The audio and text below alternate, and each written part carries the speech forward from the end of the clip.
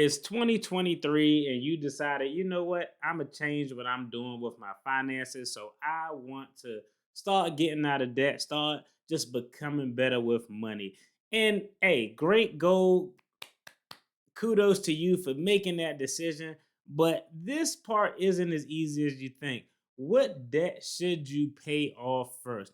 There are a lot of approaches, some based on math, some based on emotions. I'm going to tell you a little bit about the method that I use and what factors I consider to decide what I wanted to pay off first and give you the options. It's going to be different from everybody. At the end of the day, you probably got to do what works for you. I'm Marcus. You're at the channel The Debt Free Dad, where we're talking finances, financial takes, financial topics, attorney reactions to current events.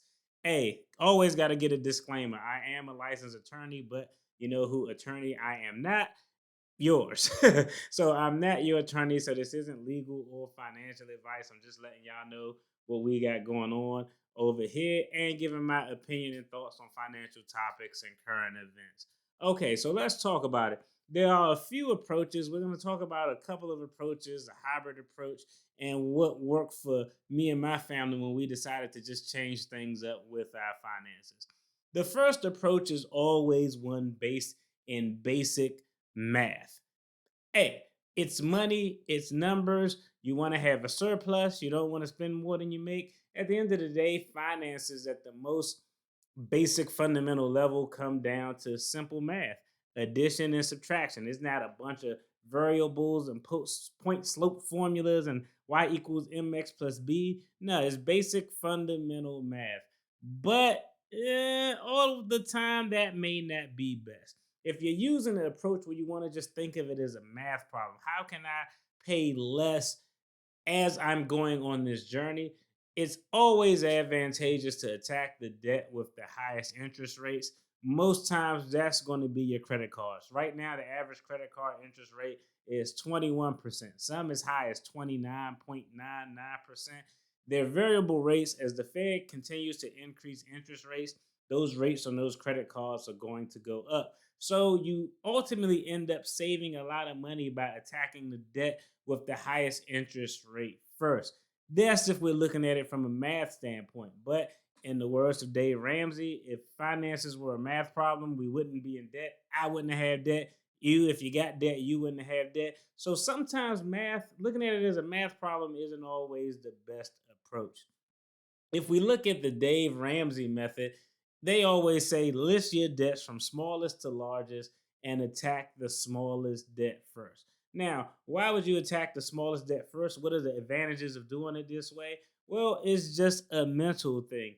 You want to make progress. Just think about it. If my goal was to go to the gym and I want to lose 50 pounds in the next 18 months.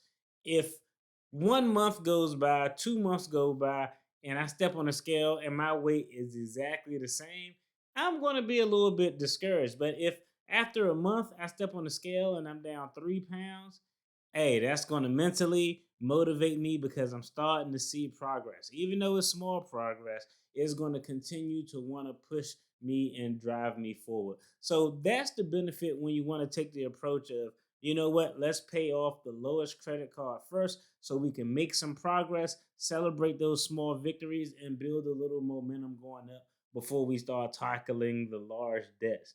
Now, what did we do when we wanted to pay off the cars and the credit cards and the department store cars and the TSP loans and all the other crap that we had floating out there?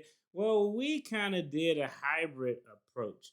We knew our largest debts were going to be the debts that we were worried about last because one, those had just lower interest rates. So we focused on the credit cards, we focused on the cars. Why did we focus on the credit cards first? Well, we focused on the credit cards because the credit cards, one, had the highest interest rate, but it also had a smaller balance than the vehicles we were paying off. Well, one of the vehicles. One vehicle we had about the same as the credit card. So in that instance, because this vehicle was like 5,000 and the credit card we owed 5,000, we just said, you know what? Let's just pay the car off so we can get that title in hand.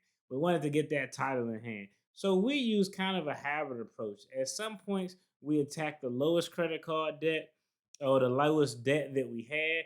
At other points, we attacked the debt that had the highest interest rates. Sometimes the debt with the highest interest rate was actually the lowest balance, but sometimes it didn't work out like that.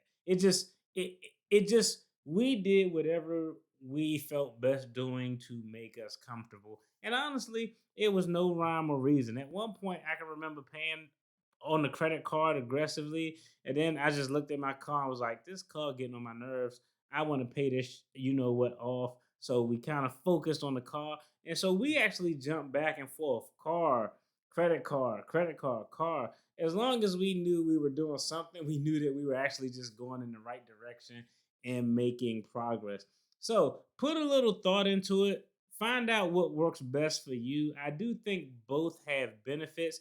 If I'm attacking the debt that has the highest interest rate, if that's a large amount, for me, I'm going to automatically pass because I like working with those smaller amounts easier. If I had a $500 credit card, I could knock out a $2,000 one next, a $3,000 one next. That's a lot easier for me to pallet than paying off a $15,000 credit card debt that's 21% interest, because it's going to seem like it's never going down. So put a little thought into your approach. Again, the math may not be the best way, or in some instances, the math may be the best way. Or hey, if you need that emotional boost, you one of them persons who like to see progress, you want to attack the smallest debt, regardless of what the interest rate is. If you like this video, make sure you check out the screen for more content related to finances that you'll enjoy.